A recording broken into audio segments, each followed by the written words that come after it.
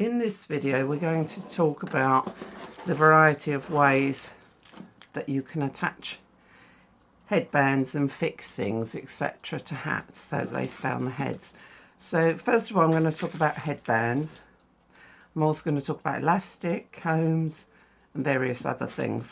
So first off we'll talk about headbands. Now of course they come in all widths, different materials. You've got metal, you've got these ones with a comb in like a tiara type, and you've got thin metal, and you can buy them covered or not covered. I tend to buy most of my headbands not covered because obviously I want to cover them to match the hat or match the hair. And I'm going to show two methods of doing this. First, ribbon wrapping. Now this is an easy method. So what I do is get some ribbon. Now if the headband's fairly wide, you can use fairly wide ribbon. If it's very narrow like this, you'll need to use very narrow ribbon because you won't be able to wrap it properly. So what I'll do is I'll just show you on this metal one with this thin ribbon. I can get the knot undone. Oh, might choose some. So because I'm going to cover this thin metal headband, I'm going to use thin ribbon. As I say, you'll need it thin, otherwise it won't wrap round. So what I do first off is melt the end so it doesn't fray, and then I glue it to the metal. So for this I use Fabri-Tac. I use Fabri-Tac a lot for things because it's an excellent adhesive and keeps everything secure. And then you literally just wrap. So you start off your end so you've got a nice neat end, and then you wrap the ribbon around the headband at a slight slant, as you can see. So that's wrapping a narrow headband. So I can do that all the way to the end, and then again I will glue the ribbon in place on the end. So as I say, if it's a fairly narrow headband, you need narrow ribbon, and for a wide headband you can get away with using slightly wider ribbon like that. Now when you are making a choice as to what to attach to a hat, bear in mind that the wider the headband, the more stable the hat. So if you have a very large, say, saucer hat, you will need quite a wide headband, in fact wider than this one that I've got here. So you would probably want a width like that, because otherwise there won't be any stability and the hat will flap about on top of the head, because also you're not fixing it all the way around. So for example, I just picked up this bit out of my bits box just to show you. So for example, with this one I could get away with this width. I wouldn't need a huge fat headband, but I would if I was doing a very big hat. Narrow headbands are ideal for fascinators, or you can buy double headbands, double metal ones, but you can make one up to narrow headbands. So what you do is, these are black, so I would put black ribbon around the end glued together so that it became a double headband, and then that way I can fix it just in a few points so that it doesn't show so much through the hat. So that's another way of putting a headband on. These ones are ideal if you need to keep it very secure. So you've also got the prongs, and they're also used for beading and making tiaras with. But again, I would ribbon wrap the main metal edge. Now, let me just get this out of the plastic bag. So, oh, it's stuck. Doesn't want to come out. Yeah, so I would wrap ribbon around in between the prongs just to cover the actual headband like that, make it look nicer, and also you haven't got the wire then poking into people's heads. So that's another type of headband. And I'm now going to show you a second method of covering headbands, so we'll get on to that now. So with this headband, what I'm doing is I'm covering with bias binding tape. Now you can only use bias binding, you can't use ordinary tape because you need the stretch that bias gives. I get some satin bias binding, fold it over right sides together, and then I stitch it into a tube. And then I haven't got a turner, so I use a large needle. I sew the ends of the thread to a very large needle, so not the ends of the thread to a very large needle. I'm never going to be any great video producer, me. And then I turn it inside out so that it's the other way around and right sides out, so it doesn't take too long to do. And then what you can do is thread your headband through it, and because it's bias, it will stretch and fit the headband really tightly and form a very nice edge. And then because the ends are a bit knotty, I cut them, poke them in, and a little bit of glue. You can sew, but actually they look neater if they're glued together like that. And again, I've used Fabri-Tac glue, my favourite. So now I've got to work out where it's going to go. So I look for the ends of where I've stitched the binding around the hat, and then I match that up to my headband. Now I don't want the headband in the middle because I don't want the hat to sit on top of the head. I want it to sit at the side like a saucer. So I work out roughly where it's going to go.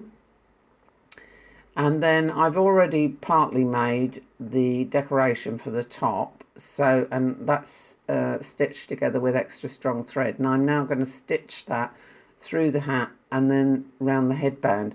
I tend to do it all in one hit because that way I know the headband's going to be hidden. I know exactly where everything's going to go. You don't have to do it that way. You can stitch your headband on and then your decoration, or vice versa, but I just like to do it this way, and everyone has their own little foibles, and that's mine. So it's a bit fiddly doing it and videoing it for you at the same time, but I'll try my best. So I stitch on the decoration, main part of the decoration, and then I stitch through to stitch the headband in place. Now the good thing is, because I've covered it in satin, I can stitch through the satin bias binding and also wrap round the headband. So you'll see here, I go, right, that's where it's going to go, put a stitch in just to start with securing it in place, back through the hat again, and I shall wrap round 2 or 3 times, making it as secure as possible. But this is not the only way I'm going to secure it, because it would flop about, because the stitching is only so good. As tight as you can make it, it will still flop. So, but I don't like to use glue on its own because I don't think it's very nice, and if it's a really hot sunny day it melts. Because the headband is only stitched in place, that isn't quite enough to keep it secure, so I normally cut a small piece of felt and hot glue that over it so that it keeps it very secure indeed, and that way it won't fall off.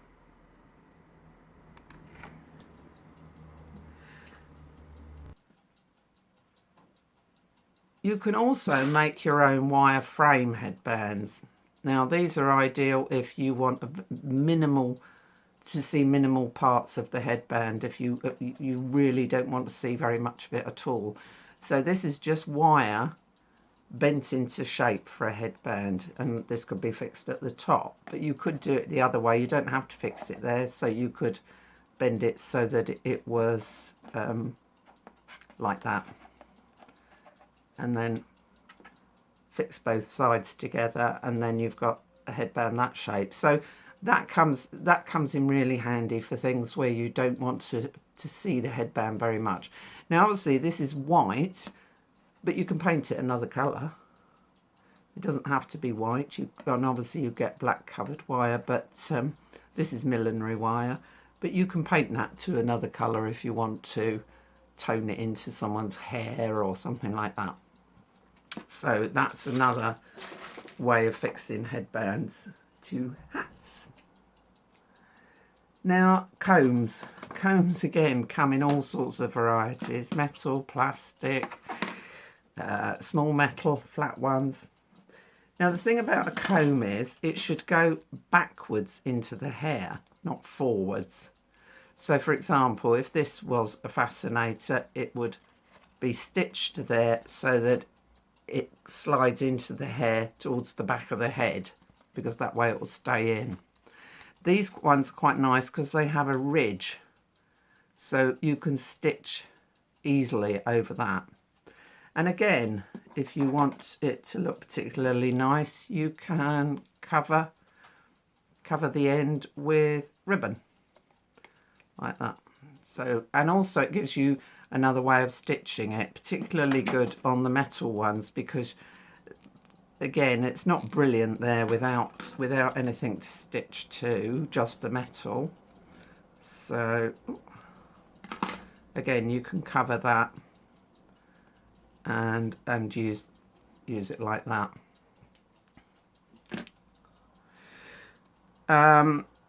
These tend to bend quite easily, so you've got to be careful. If you're telling someone how to wear a headpiece with a comb, the ideal thing is for them to put 2 crossed Kirby grips, or what we call bobby pins, into the hair first, in the area, a little bit of hairspray, and then push the comb through the bobby pins. And what it does is it keeps it really secure and stops it moving about, particularly for people with very fine hair. So that's a little tip there. These are great for putting just at the front of hats, or 2 at the side. You can bend them, and you can put 2 at the side so that they grip onto the hair, or 1 at the front. Particularly useful for when I make things that are like half hats and things like that, where you could have a problem fixing them to the head. And again, you can ribbon wrap that, or just sew over. So there are combs. Now of course there's also elastic. Now you don't need to particularly buy millinery elastic. Every haberdasher's tends to sell this rouleau elastic, very thin, and it comes normally in black and white, and I have shown in another video how to change the colour of it, so I won't go into that now. You can buy elastic with little metal prongs on the end that's ready made for hats, but I've always found that it comes too short, and for a lot of hats it just doesn't go around the back of the head, so I always put my own elastic. And what I tend to do is put it under the petersham and things like that. So on this one, oh, getting all tangled up with my ribbons. On this one, I've put the elastic up, over and down again, and then what I've done is I've just knotted it with 2 double knots, and then a spot of glue just to keep it in place sometimes if it's a little bit loose. So I would go in,